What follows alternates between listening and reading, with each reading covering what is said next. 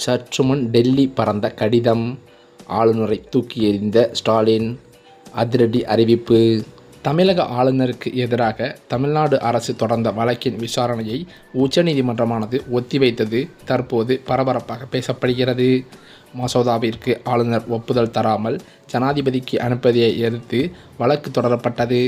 தமிழ்நாடு விளையாட்டு பல்கலைக்கழக மசோதாவிற்கு ஆளுநர் RN ரவி அனுமதி தர உத்தரவிடக் கோரியும் மனு தாக்கல் செய்யப்பட்டிருந்தது. மனு தாக்கலுக்கு ஒப்புதல் வழங்க கால நிர்ணயம் செய்த உத்தரவிற்கு எதிராக ஜனாதிபதியும் கேள்வி எழுப்பியிருந்தார். ஜனாதிபதி 13 கேள்விக்கு விளக்கம் கேட்டுள்ள விவகாரத்தில் முடிவு தெரிந்த பிறகுதான் தமிழ்நாடு அரசின் மனு விசாரிக்கப்படும். 13 கேள்விகள் தொடர்பான விவகாரத்தில் நவம்பர் 21க்குள் தீர்ப்பு வழங்க வாய்ப்புள்ளதாக தலைமை நீதிபதி தெரிவித்துள்ளது தற்போது அரசியலில் சூடுபிடித்திருக்கிறது. மேலும் இந்த தீர்ப்பானது ஆளுநருக்கு எதிராகத்தான் இருக்கும் என்றும் எதிர்பார்க்கப்படுகிறது. இந்த சூழ்நிலையிலோ தமிழ்நாடு உடற்கல்வியியல் மற்றும் விளையாட்டு பல்கலைக்கழக சட்ட திருத்த மசோதா விவகாரத்தில் தமிழக ஆளுநர் RN ரவிக்கு எதிராக உச்சநீதிமன்றத்தில் தமிழக அரசு வழக்கு தொடர்ந்தது. இதனையடுத்து தமிழ்நாடு உடற்கல்வியியல் மற்றும் விளையாட்டு பல்கலைக்கழக சட்ட திருத்த மசோதா ஆளுநரின் ஒப்புதலுக்காக அனுப்பி வைக்கப்பட்டது. ஆனால் இந்த மசோதாவுக்கு ஒப்புதல் அளிக்காமல் குடியரசுத் தலைவருக்கு ஆளுநர் RN ரவி அனுப்பி வைத்திருக்கிறார். தமிழக ஆளுநரின் இந்த முடிவுக்கு எதிராக உச்சநீதிமன்றத்தில் தமிழக அரசானது வழக்கு தொடரப்பட்டது. தமிழக சட்டமன்றத்தில் நிறைவேற்றப்படும் மசோதாக்களுக்கு ஒப்புதல் தராமல் ஆளுநர் RN ரவி இழுத்தடித்தது தொடர்பான வழக்கில்தான் உச்சநீதிமன்றமானது ஏற்கனவே வரலாற்று சிறப்புமிக்க தீர்ப்பை வழங்கியது. மாநில சட்டமன்றங்கள் நிறைவேற்றும் மசோதாக்கள் மீது ஆளுநர் மற்றும் குடியரசுத் தலைவர் முடிவெடுக்க கால வரம்பு நிர்ணயித்து உச்சநீதிமன்றம் தீர்ப்பளித்த நிலையில் தற்போதோ தமிழக அரசு மீண்டும் உச்சநீதிமன்றத்தின் கதவுகளை தட்டியுள்ளது. இது தற்போது அரசியல் களத்தில் மிகவும் சூடுபறந்துள்ளது. இந்த சூழ்நிலையிலோ தமிழ்நாடு உடற்கல்வியியல் மற்றும் விளையாட்டு பல்கலைக்கழக சட்டத்திருத்த மசோதா கடந்த ஏப்ரல் 29 தமிழக சட்டப்பேரவையில் நிறைவேற்றப்பட்டதும் குறிப்பிடத்தக்கது. தமிழ்நாடு உடற்கல்வியியல் மற்றும் விளையாட்டு பல்கலைக்கழகத்திற்கு துணைவேந்தரை நியமிக்கவும் பதவி நீக்கம் செய்யவும் தமிழக அரசிற்கு அதிகாரம் அளிக்கிறது இந்த மசோதா. மேலும் தமிழக அரசு உச்சநீதிமன்றத்தில் தாக்கல் செய்துள்ள மனுவில் கூறியிருப்பதாவது என்னவென்றால், துணைவேந்தரை நியமிக்கும் மற்றும் நீக்கும் அதிகாரங்களை வேந்தருக்கு, அதாவது ஆளுநருக்கு பதிலாக மாநில அரசுக்கு வழங்குவதன் மூலம் தமிழ்நாடு உடற்கல்வி மற்றும் விளையாட்டு பல்கலைக்கழக சட்டமானது 2004 சில விதிகளை திருத்துவதற்கான மசோதாகவும் ஈர்க்கப்படுகிறது. இந்த மசோதா ஏப்ரல் 29 தமிழக சட்டப்பேரவையில் அறிமுகப்படுத்தப்பட்டு அதே நாளில் ஒருமனதாகவும் நிறைவேற்றப்பட்டதாம். மேலும் அதன் பிறகு மே 6 முதல்வர் மற்றும் அமைச்சர்கள் குழுவின் உதவி மற்றும் ஆணைகளுடன் அதே நாளில் ஆளுநரின் ஒப்புதலுக்காக மசோதா அனுப்பப்பட்டதாம்.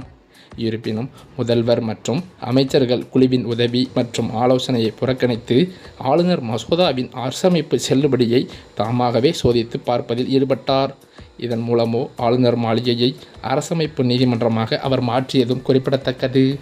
அதே சமயம் ஆளுநருக்கு தமிழக அரசு சார்பாக அனுப்பியுள்ள மசோதாக்களை அவர் அனுமதிக்காமல் தற்போது குடியரசுத் தலைவருக்கு அனுப்பியிருக்கிறது பெரும் சர்ச்சைக்குள்ளாகியிருக்கிறது.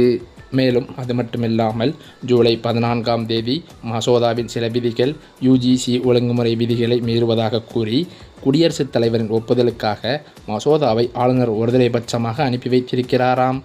எனவே மசோதாவை குடியரசுத் தலைவருக்கு ஆளுநர் அனுப்பியது சட்டவிரோதமானது என அறிவிக்க வேண்டும். மேலும் மசோதாவை ஆளுநர் பரிசீலிக்க உத்தரவிட வேண்டும் என தமிழக அரசு மனுவிலும் கோரியுள்ளது. இப்படிப்பட்ட நிலையில் ஆளுநரின் இந்த முடிவுக்கு எதிராக தமிழ்நாடு அரசு உச்சநீதிமன்றத்தில் மனு தாக்கல் செய்ததை அடுத்து அந்த மனுவில் ஆளுநரின் இந்த நடவடிக்கை மேலும் தன்னிச்சையானது என அறிவிக்க வேண்டும் என்றும், அதே வேளையில் தமிழ்நாடு சட்டமன்றத்தில் இயற்றி அனுப்பி வைக்கும் மசோதாக்களை தமிழ்நாடு ஆளுநர் கையாளும் விதம் அரசியல் சாசனத்திற்கு எதிரானதாக உள்ளது என்றும் தமிழக அரசு தெரிவித்தது. இந்த சம்பவம் நடப்பதற்கு முன்பு கூட தமிழக அரசு ஆளுநர் பல மசோதாக்களை ஒப்புதலின்றி தாமதப்படுத்தி வருவதாக கூறி உச்சநீதிமன்றத்தில் ஏற்கனவே மனு தாக்கல் செய்திருந்தது. அந்த வழக்கில் கூட உச்சநீதிமன்றம் ஆளுநர் மசோதாக்களை நீண்டகாலம் நிலுவையில் வைக்கக்கூடாது என்று தெளிவாக கூறியிருந்தது. ஆனால் தமிழக ஆளுநர் RN ரவி அவர்களோ இந்த விஷயத்தை பொருட்படுத்தாமல் அவர் ஏற்கனவே இருப்பது போலேயே ஒவ்வொரு மசோதாக்களையும் தாமதப்படுத்தி நிலுவையில் வைத்து வந்தார். இந்த செயல்தான் தமிழக அரசிற்கும் ஆளுநர் RN ரவிக்கும் இடையே மோதல் போக்கை உருவாக்கியது என்றே சொல்லலாம். கும்பகோணம் கலைஞர் பல்கலைக்கழக மசோதாவை குடியரசுத் தலைவருக்கு அனுப்பிய தமிழக ஆளுநர் RN ரவியின் முடிவுக்கு எதிராக உச்சநீதிமன்றத்தில் தமிழ்நாடு அரசு மனு தாக்கல் செய்திருக்கிறது. ஆளுநரின் நடவடிக்கை சட்டப்பேரவை முடிவுக்கு எதிரானது எனவும் இதில் உச்சநீதிமன்றம் தலையிட்டு உரிய உத்தரவு பிறப்பிக்க வேண்டும் எனவும் மனுவில் கூறப்பட்டுள்ளதாம். மறைந்த முன்னாள் முதல்வர் கலைஞர் கருணாநிதி பெயரில் கும்பகோணத்தில் பல்கலைக்கழகம் அமைக்க தமிழக அரசு முடிவு செய்தது. இதற்காக கடந்த ஏப்ரல் மாதமே சட்டசபையில் மசோதா ஒன்றையும் தமிழக அரசு நிறைவேற்றியதும் குறிப்பிடத்தக்கது. அந்த மசோதாவில் பல்கலைக்கழக வேந்தராக தமிழக முதல்வரும் இணைவேந்தராக உயர்கல்வித்துறை அமைச்சரும் செயல்படுவார் என்றும் தெரிவிக்கப்பட்டிருந்ததாம். வேந்தரின் அனுமதி இல்லாமல் கௌரவ பட்டங்களை வழங்க முடியாது என குறிப்பிடப்பட்டிருந்தது.